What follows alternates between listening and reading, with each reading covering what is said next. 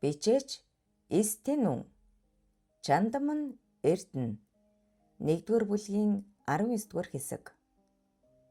Туршлагатай мөрдөгч төвшин 2-3 такси дамжин хаашаа жим явах золоог дагсаар байрны орц руу ороход нь амжин гүйцэж арайжуу түнд бүхнийг ойлгуулж дөнгөжээ. Золоо эхэндээ орохгүй гэж зүтгсэн боловч шийдмэг төрхтэй мөрдөгч залууд бүрэн итгэн чагнах төхөөрөмжийг зүгээд орсон нь тэр аж. Тэр буруу алхам хийх төгснөө ухааран энэ бүхний цагаатах боломжийг ашиглахаар зориглож мөрдөгчийн хэлсэн бүхнийг хийж ямартайж сингээг ам алдуулж дөнгөв. Гэвч тэд гэмтнийг барьж чадсангүй. Төвшин бүсгүйг тайлгаруулан гэр бүлийнхээ төлөө амиа эрсдэлд оруулан зүтгэснийг чинь төрөн мөнхөд зөвөр ойлгуулж хэлнэ. Бүү санаа зов. Миний заавраар л энэ бүхнийг хийсэн гэж хэлээрэй. Бас аавд чинь цоггүй ах анхаарал тавих бах. Хууль зөрчсөн болохоор шийдвүүлэх л бах. Гэхдээ хамгийн хөнгөнөөр шийдүүлж өгнө гэж амлажээ. Төмөгийн хэлснийг сонсоод од галзуурах шахам муу новшнууд болдгсон бол хэмээн нудрах зангидан занана. Төмөө түүнлөө муухай харан чээж нь бүгдийг баллах гэв. Аавынхаа хичээл зүтгэлийг мартах ёсгүй. Эсрэг талын хүмүүс энд шорондж байж мэднэ шүү. Уураа барьж ухаанаа гарга. Ойлгов уу? Од тайвшран заахаа. Би дүрэгдчихлээ. Юутаач аавд хэлье. Гээд орондоор нуусан гар утсаа гарган асааж аавдаа энэ тухай хэлэхэд ёстой сайн байна. Чухал гэрчүүдийг одоогоор хинч мэдээгүй байгаа тул сайн харж хандаж байгаарай. Би гомсүрн дуулгая. Харин чи болгоомжтой байгаарай. Илүү хөдөлгөөн бит хийхий. Аав нь хүүдээ хайртай шүү. Удахгүй уулзцгаана. Амлая. Гээд удсаа тасалжээ. Одын сэтгэл санаа бүрэн тайвширч сэтгэл дотор нь байсан булч чулуу алга болчих шиг болон бие нь хөнгөрөөд ирэв.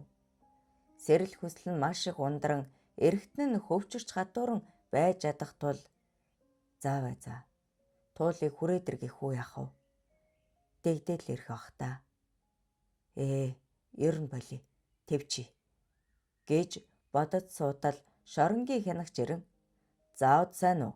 Эргэлд ирсэндээ хөө. Хоногийн гээд энийхэд од гайхан хийм болов. Туул. Гэтэл сайхан нэгч дахин нэмсэглэн туулч нь бишээ. Найз охин ч нэрсэн. За юм хумаа цойжилж цэгцлээд араас хурдан ир. Эргэлтийн цаг дуусгана. Гिचгээд явж одов. Гадаа гагнуур хийж суусан Төмөө. Чийч огтын ирлэг юм а. За явж үзье. Төрөөнөөс хойш тэсгэл алдаад байсан. Дэгд гээд тажхинтал инээлээ. Сүнж дэлэрчтэй гэж бодсоор орвол нэрэл сүнжид инээ талдан хүлээцв. Бариун нэмгэн цамц богин шорт өмссөн сүнжид үнэхээр дур булаам хөөрхөн харагдаж байв. Гэвч од яах гэж ирэв дээ. Бид хоёрын зам дахиж нийлэхгүй шүү дээ. Гэхэд сүнжид найзын ёсоор л чи арай хөөхгөн байгаа зү. Гэхэд дур хүслээ арайхийн барьж чадан зогсоход за нэгэнт ирчихсэн юм чинь одоо яах вэ? Алив ямар хоолтой ирэв гээд сүнжид л өдөглөө. Цэрмаагийн осолдсон газар хамгийн түрүүлж очисон цагдаа бол сайн баярын хүн байжээ. Амиа хорлолт байна гэдэл шуудал дүгнчихсэн бөгөөд гол нотлох баримт болох гар утсыг нь тас нуучихсан бөгөөд энэ нь Цэрмаагийн 2 дахь хуц байсан ажээ. Зөвхөн цэгмэлтэй ярьж бичдэг байж.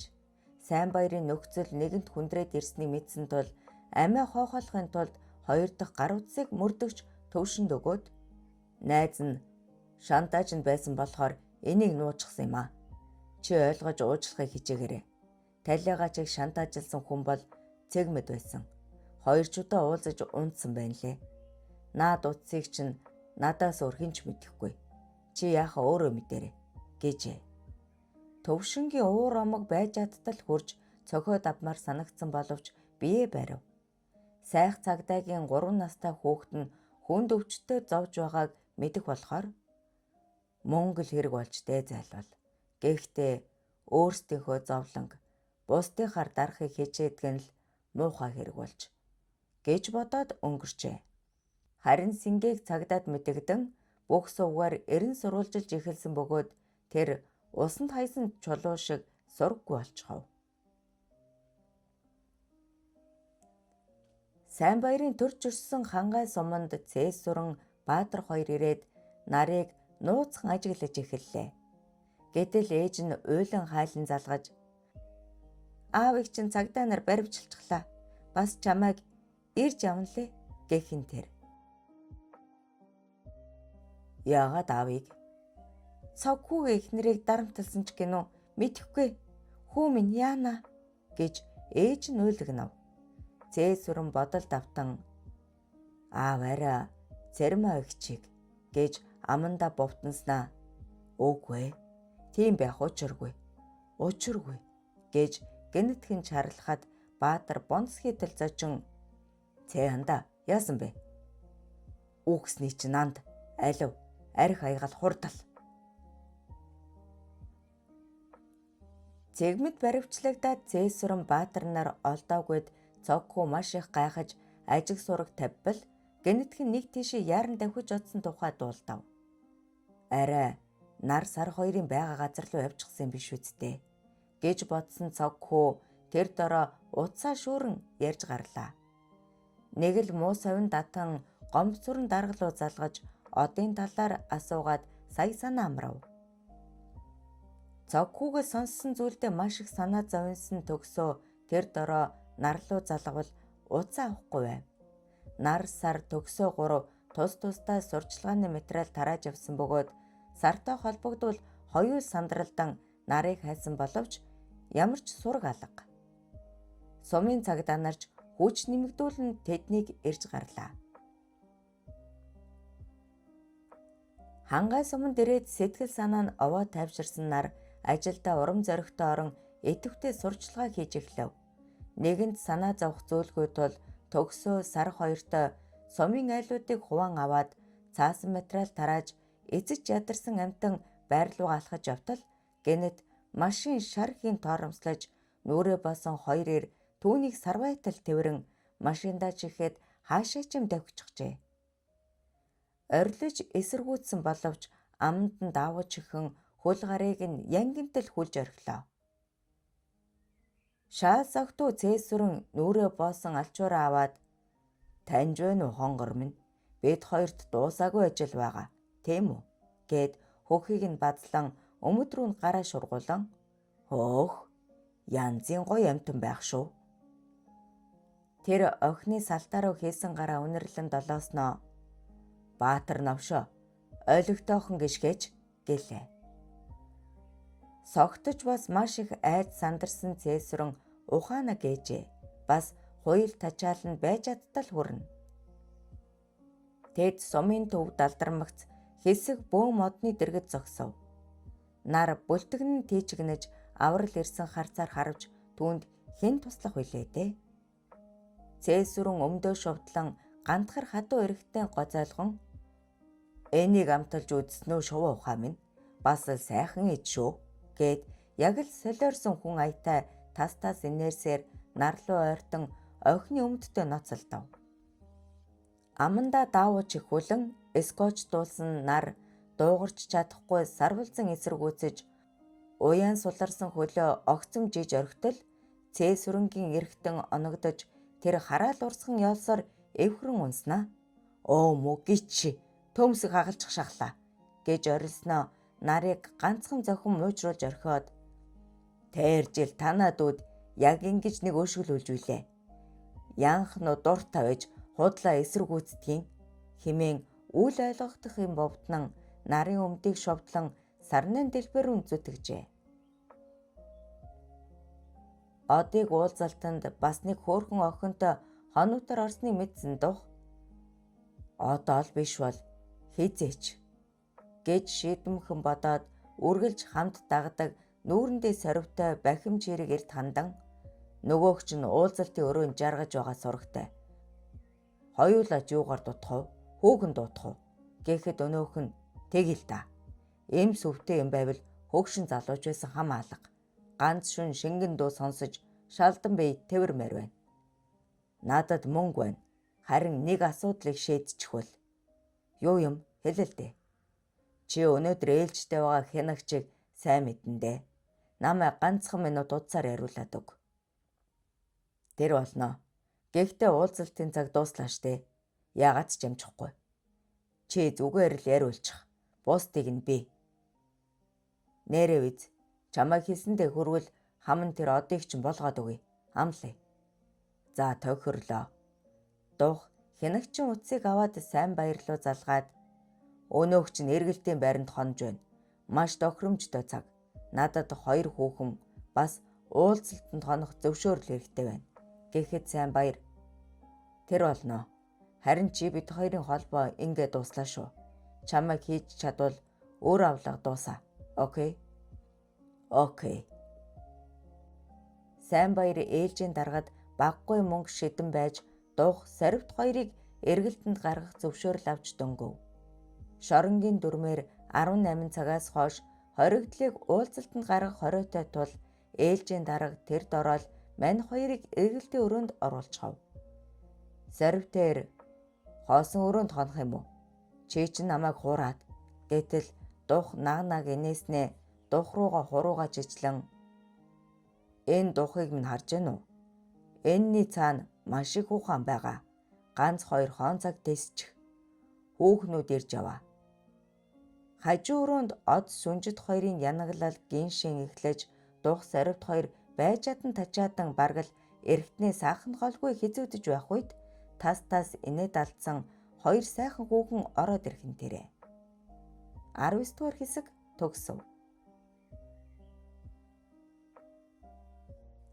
Чандаман Эрдэнэ 1-р бүлгийн 20 дугаар хэсэг. Тэр жэлдүүд чинь яг ингэж өшгөлүүлж үлээ гэж хоржоонтой наргагүй хэлхийг сонссон Баатар ухсгийн зүтгэж цээсүрэнгийн мөрнөөс татан унгаахад чи яаж байна? Эхэлж орох гээд байгаа мó? Горд новшоо гэж нүдээ улаанаараа эргүүлдүүлэн орилоод нарлуу ахин дайрлаа.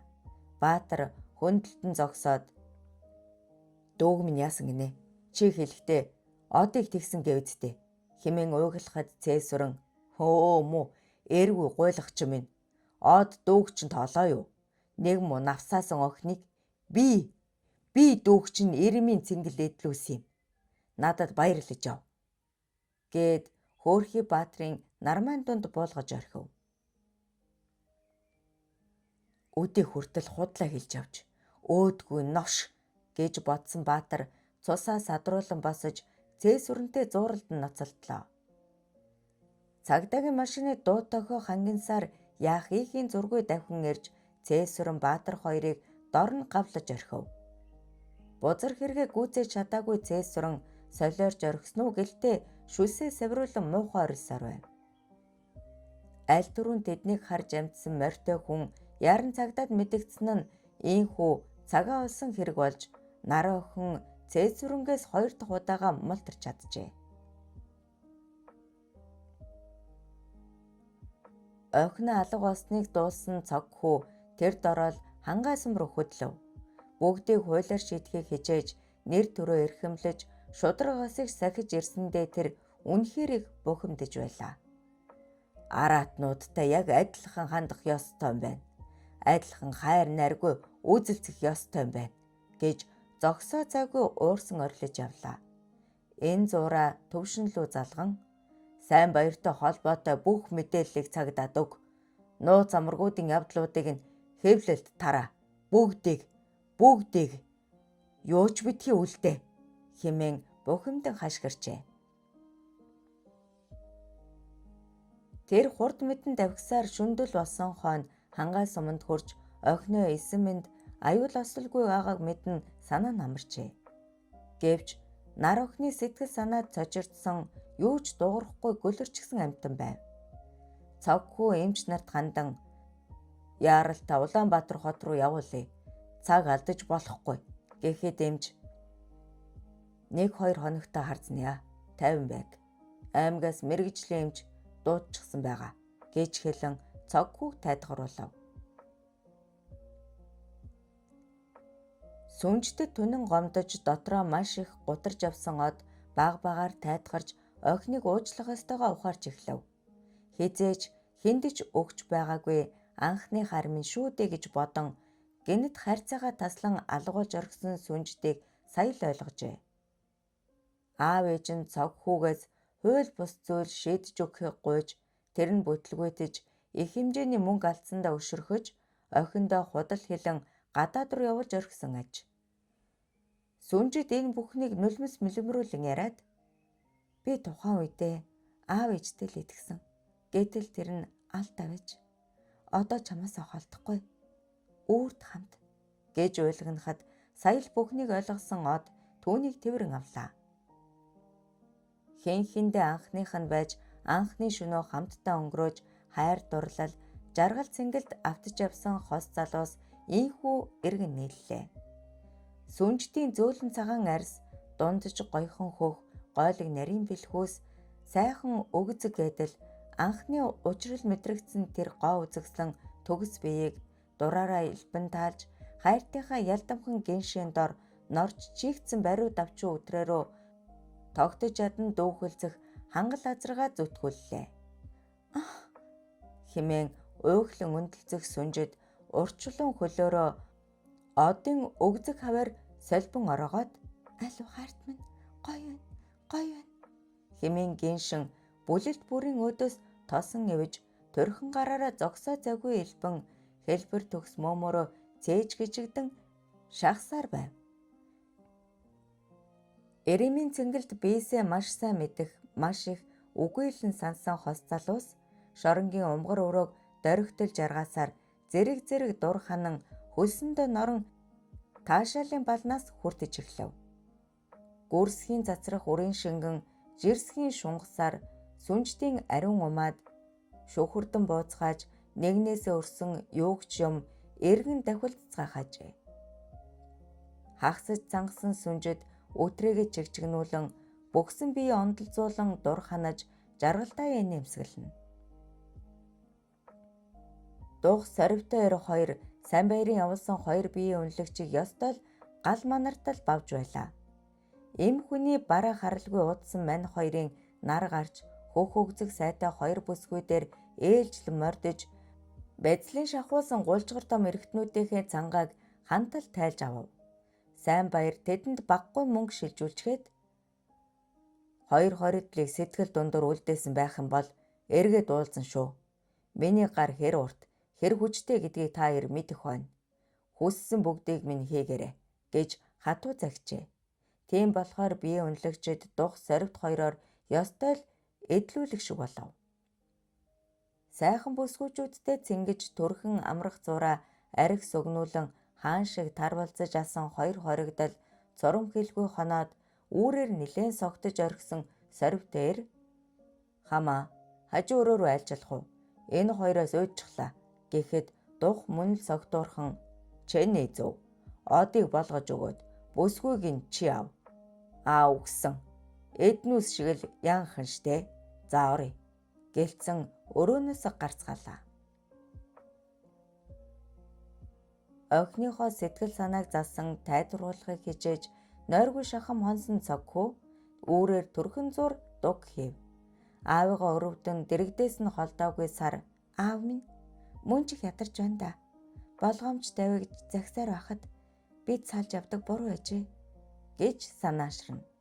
Гэр бүлтэн тохиолдод байгаа энэ явдлууд охиныг улам ирлэж хурцлан хадуужуулсаар иржээ. Тэр нар их чигээ сул дараа уяхан байхыг хүсдэггүй. Эрчүүдийн шунал тачаалаас үүдэлтэй энэ муухай явдлуудыг жигшин зэвүүцнэ. Од ах шиг л хүнтэй учрвал юу юм гэхээс насаараа ганцаараа амьдарсан ч яадаг юм гэж боддог болсон. Аавыгаа ажиглан элдвийг бодон суудал утас дуграв. Аавынх нь утас байсан тул сэрээжихгүй гэжэн найз гомсурн гэсэн дуудлагыг авбал байна уу? Цог хүү яралтай асуудал гарлаа. Одыг уулзалтын өрөөнд байхад нь хоёр согтуу хоригдол гиндүүлж ороод ухан алдтал нь зодчихсан байна. Чи хэмээн гомсурн дуржигнуулав. Юу гинэ? Сар уулгаалтан шарлахад хөөе чи хэм бэ? Наруу, сар уу? Алив аавда утсаа өгөөч. Цоггүй дахиад л нэг алхам хоцорч орхисноо ойлгон толгоогоо барин гасаллаа. Сар уйлагнан аава ах яасан бэ гэж чарлахад ах нь зүгээрээ миний охин эгчтэй хань болоод үлд аав нь явлаа. Үгүй би бас явна. Чи эгчтэйгээ байх ёстой. Миний охин мундаг. Ингэж хэлээд бостол утсанд нь зурвас ирэв. Найзыгаа уучлаарай. Бүх зүйлд би буруутай. Миний хархан багын найз минь болж өгвөл хүүг минь уучлахыг хичээгээрэй. Уучлахгүй байсан ч болно. Би гомдохгүй. За энэ яахав? Надад дансаа явуулаач. Нэг хэмжлээс чинь хагас хугасыг нь жуултугай боломжтой байгаа дээрээ хий гэсэн цэгмэдийн зурвас байлаа. Цогхүүн зүрх ширхэн өвдөж шимшрэн ялав. Новш юм да гэж хэнийг ч юм хараан бовтнаад машиндаа сун асаалаа. Тэр хөдлөх гэснээ болж сар миний охин нааш ирдээ. Аава хамт явах юм уу? Би хувцаа гэтэл цогхүү үгүй. Чи дансаа өгдөө. Яах гэж 50-24 дансанд ч мөнгө орж ирвэл зөвхөн гэр бүлдээ зарцуулаарай. Миний охин ухаантай. Алив үнсий гэд охины ихрэлэн тэврээд чандам нэрдэнс минь зав гуучрвэ гэж үл ойлгогдох юм хэлчихэд давхин одов. 20 дугаар хэсэг төгсөв. Чандам нь Эрдэнэ 1-р бүлгийн төгсгөлийн 21-р хэсэг. Хоригтовд хоригдож эхэлснээс хойш цэгмэд маш их зүйлийг тунгаж бодох болов. Цэрмаг бурхан болсноос хойш энхүү үе бодолд автдаг байсан нь хоригдсон хойно байнга ухаан санааг нь эзэмдэж эхлэв. Эцсийн эцэст сайхан амьдралаа өөрийн гараар булшилж голомт залгах ганц хүүгэж ирээдүгөө олгожээ би гэж толгоогоо шан гаслана.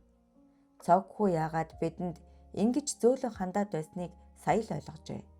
Тэр эхнэрийнхээ нэр хүндийг сэвтээхгүй гэсэндээ л надад бууж өгөөд байд шүү дээ. Би гэдэг тэнэг навш ялан дийлж буй аятай онгирч сагсуурж явсаар одоо энэ. Тийм ээ.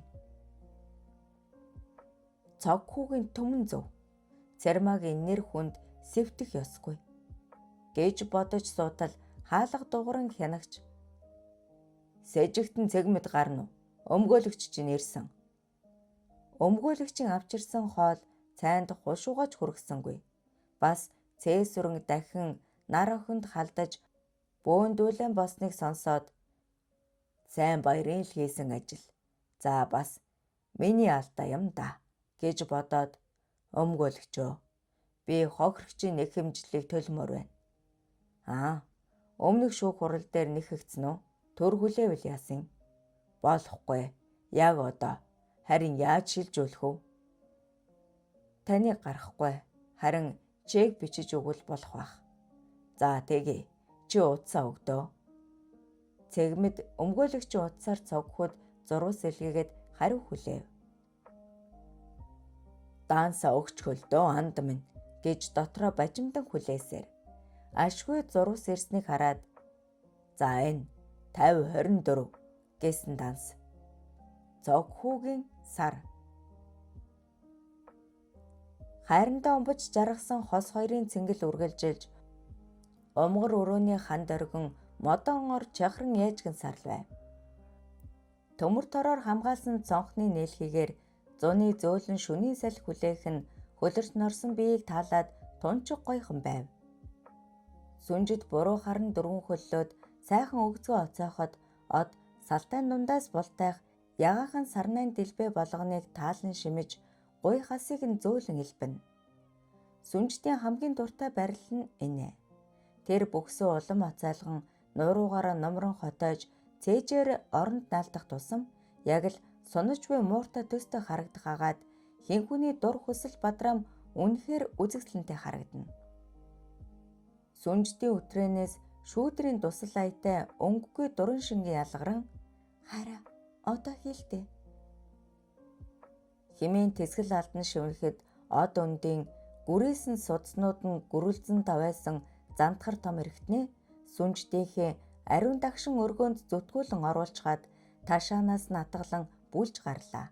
Үтрээлүүн чихэлдэн орж ирээд үрэл дүүсгэн бүлэх хартынхаа эргэтнийг мэдрэн жаргах тусам тачаалын дөлөнд автан шатан дүрэлзэж огторгуйн гүнд хөөр нисэх мэт Ёрбусын гоё мэдрэмжинд автаж орхисон сүнжид хараа хэмээн ялдам тачаангуй хоолоогоор гэншсээр дуалдан дур ханахад өдрийн чигчигнэх нь үнэхээр гой цайхан жаргалаажээ. Дух сорив хоёр хаалганы түгжээ сэм тайлаад одын өрөөнд яваад орчихов. Мэргэжлийн хулгайч нарт хаалганы цоож үнэндээ л инээдэн байлаа. Үүр цааж гэгээ орсон болохоор өрөөнд бүх зүйл ил тод харагдах хагаад хархан үсэн задгаа асгарсан сүнжид бараг л нүцгэн шахуу одыг тэрэн нойрсож байв. Сорвтойр саяны хоёр яашка чинь сайхан санагдаад байсан. Энэ новш чинь дээд зэрэглэлийнхийг авчирдаг юм байна штэ. Гэхэд дух нээрээ сайхан амт юм а. Энэ новш яхаараа хамгийн сайхан болгон дээр морддог аазтай шээсвэ. Гэлцэн зогсоход од сэрснээ. Хөөе, хоёр новшоо яаж байгаа юм бэ? Гэсээр үндэв.